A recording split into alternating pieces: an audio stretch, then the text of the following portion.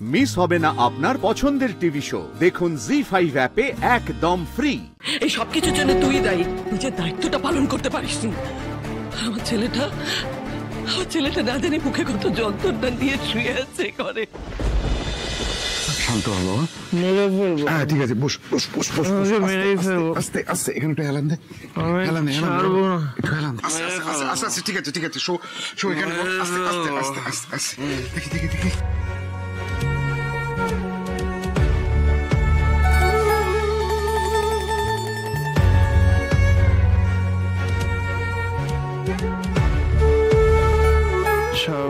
আচ্ছা ছাড়তে হবে না, শান্ত হ বাবা, শান্ত হ, একটু ঠিক করে বস, বস বস বস, একটু ঠিক করে বস, দাঁড়া দাঁড়া দাঁড়া, এ না বাবা, বাবা একটু জল খা, একটু জল খা, জল খা বাবা, একটু খা জল। আমি জল খাবো না।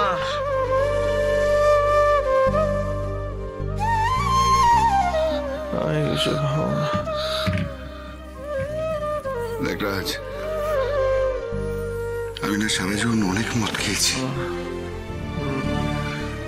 মদ খেলে শুধু ধ্বংসই হয় সেটা আমি বেশ ভালো বুঝেছি বাবা, আর সেটা কার দৌলতে বুঝেছি জানিস?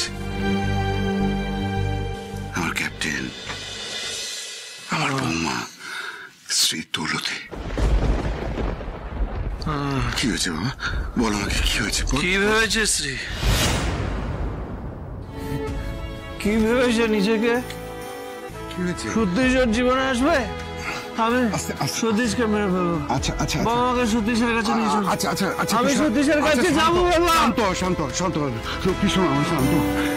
আমি জানি না কি হয়েছে, তবে এটুকু বলতে পারি, মদ খেলে মানুষ অনেক ভুল করে, আর সেই ভুলটা হয়ে যায়, সারা জীবন সেই ভুলের মাসুল গুনতে হয় বাবা, বুঝলি? সারা জীবন। ক্যাপ্টেনকে আমি কথা দিয়েছিলাম আমি মদ ছেড়ে দেবো। এই দেখ, এই বয়সে আমি কিন্তু মদ ছেড়ে দিয়েছি, তুই কেন মদ খাচ্ছিস বাবা? মদটা ছেড়ে দে, লক্ষ্মী শোনো, আমার মদটা ছেড়ে দে। হ্যাঁ আমি জানি, আমি একসময় মাতাল ছিলাম, তাই তোকে বকবো, শাসন করবো,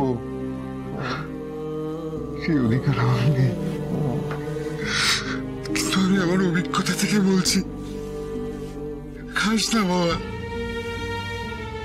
একদিন তুই শেষ হয়ে যাবে বাবা, আর কখন যে শেষ হবে তুই নিজেও বুঝতে পারবি না, লক্ষ্মী শোনো আমার। অনেক রাত হলো, এবার এবার ঘুমিয়ে পড়, কালকে সকালে কত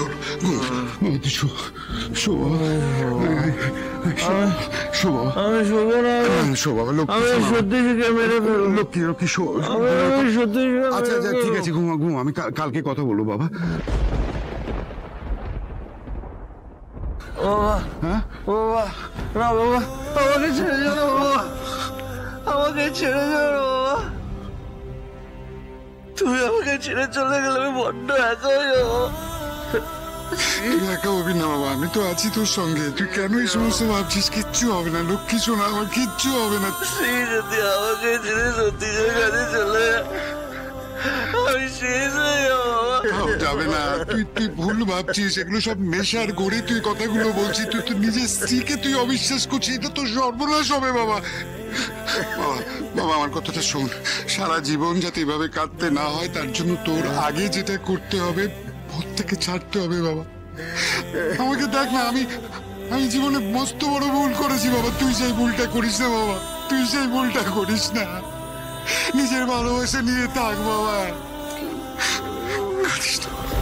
আমি বলছি কিচ্ছু হবে না, কিচ্ছু হবে না, আপনি বাবা লক্ষ্মী শোনো, আমার ঘুমো ঘুমো বাবা, লক্ষ্মী শোনো, ঘুমি বাবা, ঘুমি বাবা।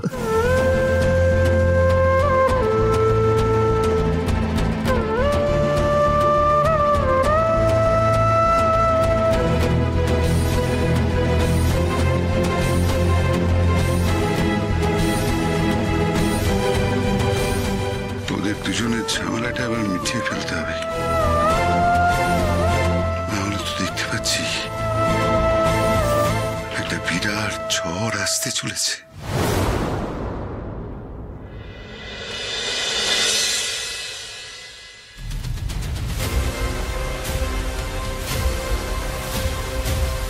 গ্যারেজ মেকানিক একটা কুমড়া কথাকার। একবার আমাকে টেক্কা দিয়েছিস, সেটাই তো শেষ হতে পারে না। আবার টাই পরে বাবু সাজা হয়েছে।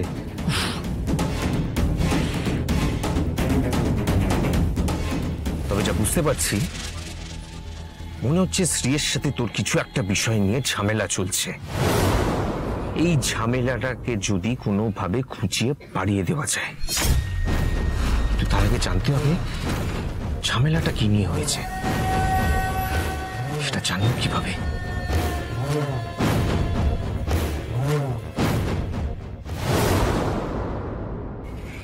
আরে জিনিয়া বৌদির কথা আমি কিভাবে ভুলে গেলাম। একবার শুধু কানে কয়েকটা পয়েন্ট তুলে দিলেই ব্যাস, তারপর বাকি খেলাটা কিভাবে খেলতে হবে সেটা আমি বুঝে নেব।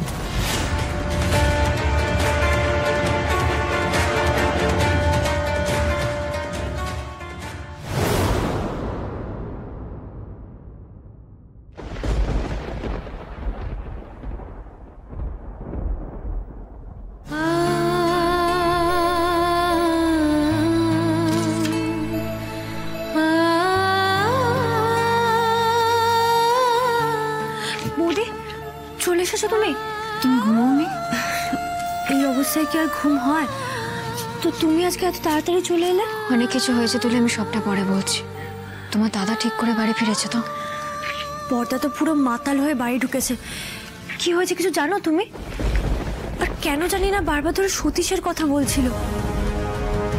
বৌদি তুমি কি সতীশের কাছে? তুলে আমি জানি না তোমার দাদা ওই অবস্থায় তোমাদের ঠিক কি কি বলেছে, তবে তোমার যদি মনে হয়ে থাকে ওই কথাগুলো সত্যি, তাহলে আমার সত্যি আর কিছু বলার নেই। এই মেয়ে, কি মতলব কি তোর? আমার ছেলেটাকে পাগল করে ছাড়বি, সেই মতলব তোর, তাই না? মা, যা যা হয়েছে আমি আপনাকে সবটা বলছি, শুধু দয়া করে আমাকে একটু সময় দিন মা। অজুহাত অজুহাত, খালি অজুহাত। কে কে তোর মা? খবরদার বলছি, আমাকে মা বলে ডাকবি না। মা, আপনি জানেন না কি কি হয়েছে, যা যা হয়েছে আমি আপনাকে সব আমার জানার দরকার নেই। আমি আমার ছেলে মেয়ের ভালো মন্দ বুঝি। যে ছেলে জীবনে কোনোদিন এতটা বয়স পর্যন্ত এতটুকুনি মদ খেয়ে আসেনি, সে বিয়ের পর মদ খেয়ে মাতাল হয়ে বাড়িতে ফিরছে কেন? কিসের জন্যে? তোর জন্যে। তুই ওকে সুখী করতে পারিসনি।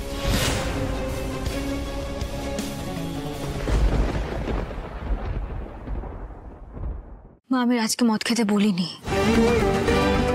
আমি জানিও না রাজ কেন এরকম ধরনের কাজ করছে।